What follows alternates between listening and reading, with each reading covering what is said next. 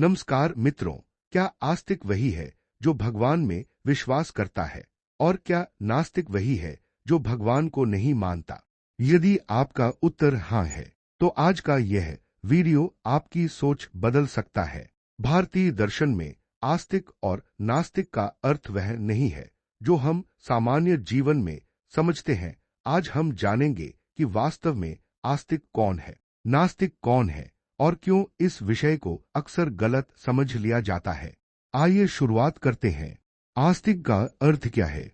आज के समय में अधिकांश लोग आस्तिक उस व्यक्ति को मानते हैं जो ईश्वर की पूजा करता है, मंदिर जाता है और भगवान में विश्वास रखता है।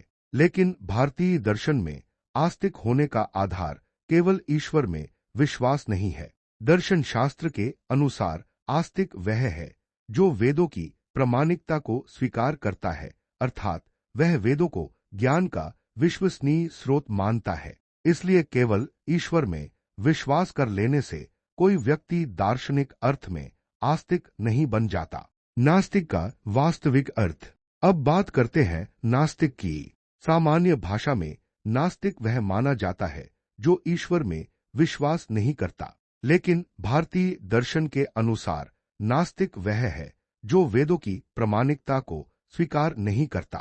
इसलिए यह आवश्यक नहीं कि हर नास्तिक व्यक्ति ईश्वर का विरोधी हो। उसका मत केवल इतना हो सकता है कि वह वेदों को अंतिम प्रमाण नहीं मानता। 6 आस्तिक दर्शन।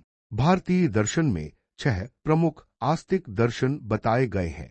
पहला न्याय दर्शन, दूसरा वैशेषिक दर्शन, तीसरा सांख्य दर्शन, चौथा योग दर्शन, पांचवा पूर्व मीमांसा और छठा वेदांत दर्शन। इन सभी ने वेदों की प्रामाणिकता को स्वीकार किया, इसलिए इन्हें आस्तिक दर्शन कहा गया। 3 नास्तिक दर्शन। अब 3 प्रमुख नास्तिक दर्शनों की बात करते हैं। पहला बौद्ध दर्शन, दूसरा जैन दर्शन, तीसरा चार्वाक दर्शन। इन दर्शनों ने वेदों को अंतिम प्रमाण नहीं माना, इसलिए इन्हें नास्तिक दर्शन कहा गया। ध्यान देने योग्य बात यह है कि इसका अर्थ यह नहीं कि ये दर्शन ज्ञान या नैतिकता के विरोधी थे। इन सभी ने अपने अपने तरीके से जीवन, सत्य और मुक्ति पर गहरा चिंतन किया। सबसे बड़ा भ्रम। अब एक रोचक प्रश्न। यदि कोई व्यक्ति भगवान को मानता है लेकिन वेदों को प्रमाण नहीं मानता, तो भारतीय दर्शन के अनुसार वह आस्तिक है या नास्तिक? उत्तर है, दार्शनिक दृष्टि से उसे नास्तिक माना जाएगा। और यदि कोई दर्शन वेदों को स्वीकार करता है लेकिन ईश्वर को आवश्यक नहीं मानता, तो उसे आस्तिक कहा जाएगा। यहीं पर अधिकांश लोगों की समझ बदल जाती है। सांख्य दर्शन का उदाहरण। सांख्य दर्शन इसका सबसे प्रसिद्ध उदाहरण है। सांख्य दर्शन प्रकृति और पुरुष के सिद्धांत पर आधारित है। शास्त्रीय सांख्य में ईश्वर को अनिवार्य तत्व नहीं माना गया। फिर भी सांख्य को आस्तिक दर्शन कहा जाता है क्योंकि वह वेदों की प्रामाणिकता स्वीकार करता है। इससे स्पष्ट हो जाता है कि भारतीय दर्शन में आस्तिक और नास्तिक का आधार केवल ईश्वर नहीं है। चार्वाक दर्शन। अब बात करते हैं चार्वाक दर्शन की। चार्वाक ने प्रत्यक्ष अनुभव को ही ज्ञान का मुख्य आधार माना। उसने आत्मा, पुनर्जन्म और वेदों की प्रामाणिकता को स्वीकार नहीं किया।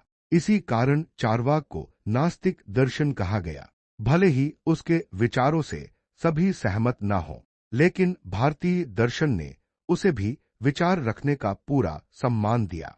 यही भारतीय बौद्धिक परंपरा की सबसे बड़ी विशेषता है। हमें क्या सीख मिलती है? इस पूरे विषय से हमें एक महत्वपूर्ण शिक्षा मिलती है। किसी व्यक्ति को केवल इसलिए गलत नहीं कहा जा सकता क्योंकि उसकी मान्यताएं हमसे अलग हैं। भारतीय दर्शन हमें विचारों का सम्मान करना सिखाता है। सत्य की खोज तर्क, अनुभव, अध्ययन और संवाद से होती है, केवल मतभेद से नहीं। निष्कर्ष। तो मित्रों, आज हमने जाना कि सामान्य भाषा में आस्तिक का अर्थ भगवान को मानने वाला और नास्तिक का अर्थ भगवान को न मानने वाला होता है। लेकिन भारतीय दर्शन में आस्तिक वह है जो वेदों की प्रामाणिकता स्वीकार करता है और नास्तिक वह जो वेदों को प्रमाण नहीं मानता। यही कारण है कि बौद्ध, जैन और चार्वाक दर्शन नास्तिक कहलाते हैं, जबकि न्याय, वैशेषिक, सांख्य, योग, पूर्व मीमांसा और वेदांत आस्तिक दर्शन माने जाते हैं। यदि आज की जानकारी ने आपकी सोच में नया दृष्टिकोण जोड़ा हो तो वीडियो को लाइक करें, अपने विचार कमेंट में अवश्य लिखें और यदि आप दर्शन शास्त्र को सरल भाषा में समझना चाहते हैं तो दर्शन शास्त्र गुरु चैनल को सब्सक्राइब करना न भूलें। धन्यवाद। अगले वीडियो में फिर मिलेंगे।